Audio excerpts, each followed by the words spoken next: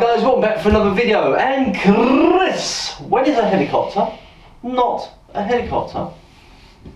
When it's not a helicopter. When it's in close. Have you ever been in a helicopter? Almost. Almost. Almost. I used to jump out of them. Almost. Anyway, as you know, my little ponder freaks, I do enjoy a good helicoptering. Yes. And I've used it on several occasions, and it clears the room and keeps me safe and protects my loved one. That's me. So we're going to do it inside the shed, inside the closed environment, so you can do a helicopter without actually getting the full swing going. But don't forget, drop us a line down below. We have merchandising, there is a link in the description, and yeah, it's going to be flowing all over the place. Check this out. See, proper music. I can't argue. Of course you can't. So what we'd like you to do is be a subscriber, like the video, and, wait for it, share the video. So what we're going to do is show you how to generate power in a confined space.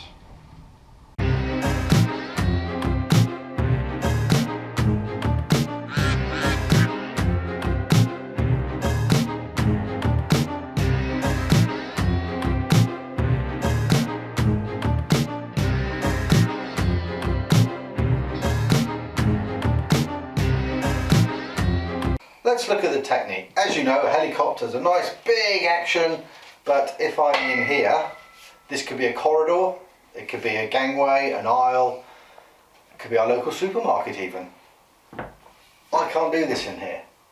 And this is what we were thinking. What if you want to generate a bit more power and look good, but you haven't got the room, but you still need viable techniques. So I'm going to do my classic Bond villain impersonation first.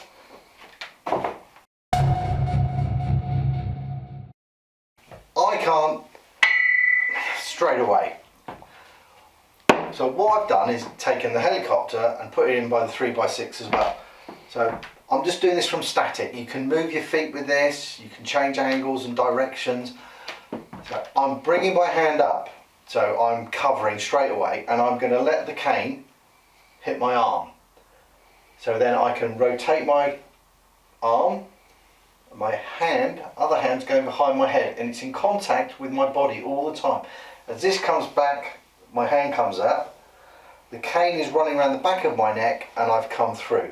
And at this point, you've seen this position so much, we like this position. We can either strike, keep it there. It's entirely situation dependent. So I've done a quick cover, produce a lot of power. Whereas if I'm just here, it's still going to hurt, but I've got that added momentum of bringing it in where normally we would helicopter around, step through. Hey, that's a good idea. Why don't I step into it? What about if you want to go side on? Which I like to do because I'm less of a target, because I've lost weight. Thanks for noticing. So as this comes up, I'm covering still, I'm doing the same principle, but I'm coming through here. Now what I'd be wary of is I've exposed all this, whereas here I've got a kind of cover. But I'm stepping away, reducing the target, I've changed where my guard hand's going, and I'm bringing that down for my strike. Or coming through, this looks familiar. With this also, I like to create distance. So when I'm bringing my hand up, I'm stepping back to do my cover. As this comes through, I'm going to then step forward and bring it down. You could do a nice two-handed strike if you've got the room. You could do your hammer strikes. You can bring it down into guards, bayonets, hooks. Whatever is your preferred technique and whatever the situation is that is presented to you. Now the great thing about having two canes is I've got a nice tripod. And again, I'm in the same cage that Chris was. My feet are shoulder width apart. Left hand cane is just going forward and slightly off centre. As I step forward to meet the attacker, I'm sliding down my right hand. I'm bringing my elbow up. Now for me to go all the way over, I then, as I get to about here, I start to feel off balance as if I'm going to go backwards. So I'm adapting by coming up, coming over. Once I get to my left hand shoulder, the cane's resting on the back of my shoulder. I'm taking a step back, and as I take a step back, I'm bringing the cane through at the same time. This will then help me bring the cane past my leg to be a tripod. Up comes the other cane.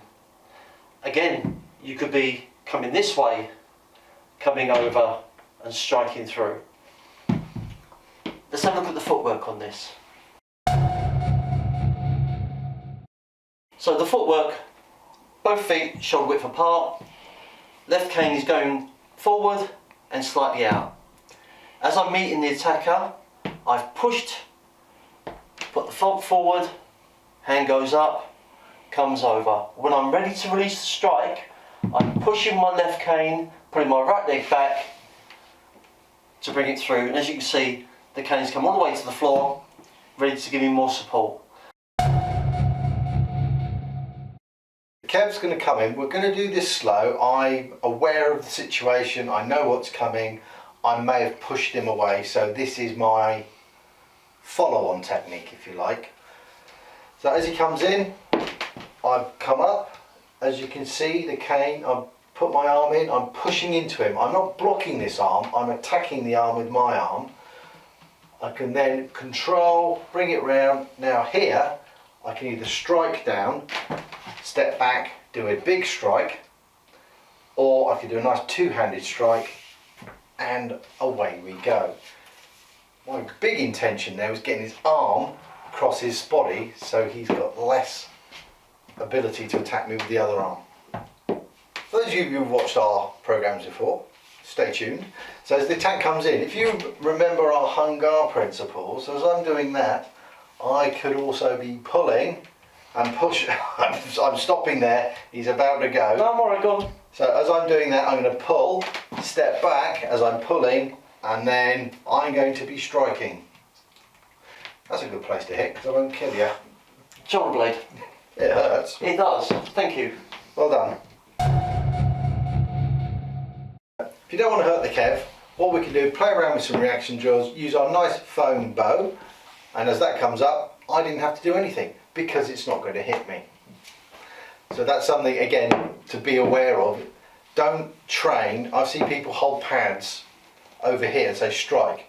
We hold the pads double-handed here, because that's the area that you're going for. Your muscle memory will take it off centre. So if it's not, people say, oh, you didn't block that. Well, I don't have to. It's not going to come anywhere near me. So I'm just going to step forward slightly so it will. So he gets the great delight of actually hurting me if he comes up. So I'm aware of what's going on. My hand's up. Again, caught my t-shirt. Comes through. He's a bit far away, but I'm pretty sure I got the distance to poke him in the throat.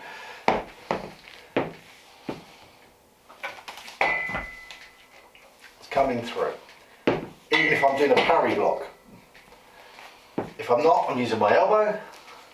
So I want to combine all three, and then I can assess what's going on at this point if I need to. If I struck that, I would actually break it. It's only plastic in there, they're not very strong. But you get the idea. It's just something you can play around with just to get the motion, and you'll suddenly see. I did actually earlier catch my crook in my pocket as well, but you missed that. But that can happen. We've talked about what clothing you wear before, so be aware of that also. Right guys, the end of another video. Thanks for watching. We hope you enjoyed it. Please drop a comment down below. We have lovely merch. There's a link in the description. All proceeds go to help two poor struggling martial artists to buy new equipment to do more videos. Well, this is true. As always, please subscribe, please like, please share. He's waiting for it. Never mind. Your wife just messaged me. Oh, what'd she say? No more ferrets, but free the fear.